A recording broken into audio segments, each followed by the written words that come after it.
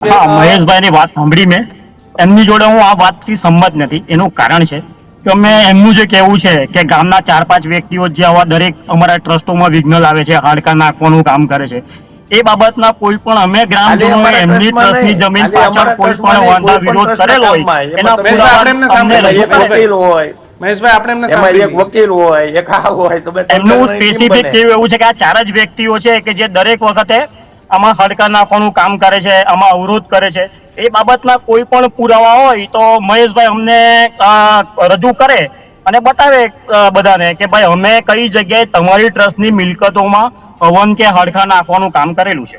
20 વસ્તુ, વર્ષ હવે આપણે પીપી સવાણી અત્યારે જે સ્કૂલ છે ત્યારે પણ તમે ગામવાળાએ આવો જ વિરોધ કરેલો. હા, એક ગામવાળાએ કરેલો એક હા એમનું કામ એનું રીઝન છે. તમારી જમીન ન હોય, તમે ટ્રસ્ટમાં તમે એ ટ્રસ્ટમાં કોઈ મેમ્બર ન હો, ટ્રસ્ટમાં તમારા ચેરિટીમાં તમારું નામ ન હોય અને તમારે વિરોધ તમે વિરોધ કરો. નંબર 160 વાળી જમીનનો તમે અભ્યાસ કરેલો છે. વિરોધ કરવો બ્લોક નંબર 160 વાળી જમીનનો તમે અભ્યાસ કરેલો છે. આ જે જમીનો છે એ અમારા બાપ દાદાઓએ તમને જે તે અમરીશેશ્વર મહાદેવ મંદિર, શ્રી અંબા માતા મહાદેવ મંદિર ટ્રસ્ટને દાનમાં આપેલી જમીનો છે. નથી કે આ પૂજારીની જાતની જમીનો નથી. રજૂ કરો ને, અમારે ક્યાં લેવી છે? હા, અમે અમારે કલેક્ટર કચેરીમાં અને તમારી પાસે બી ઓલરેડી છે અને આજની તારીખે બી પેપરો અમે રજૂ કરવા માટે તૈયાર છે.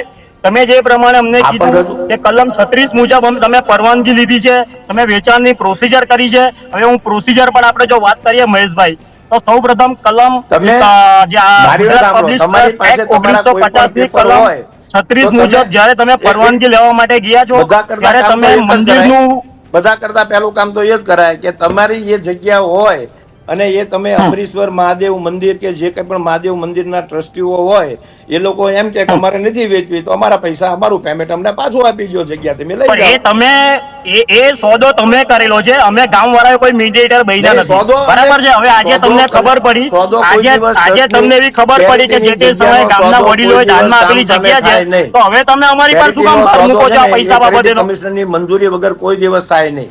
હા, એટલે હું તમને કઈ રીતના મંજૂરી લીધી છે હવે હું તમને બતાવું છું મહેશભાઈ. કલમ 36 પ્રમાણે જે મંજૂરી લેવા માટે ગયા છે આ બીએન કુમાર ગિરજાશંકર વૈ, જેમની પાસેથી આ જમીન તમે ખરીદ કરેલી છે. કલમ 36 મુજબ એમણે કોર્ટમાં એવી રજૂઆત કરી કે મંદિર ખૂબ જ જર્જરિત છે, મંદિરમાંથી પોપડા પડે છે, આવતા જતા દર્શનાર્થીઓ છે એમને વાગવાનો અને જાનહાનિ થવાનો ભય છે. આ જગ્યામાં મંદિર છે નથી અને ડેરી પણ નથી. નાની એવી આ મંદિરની જમીનો છે.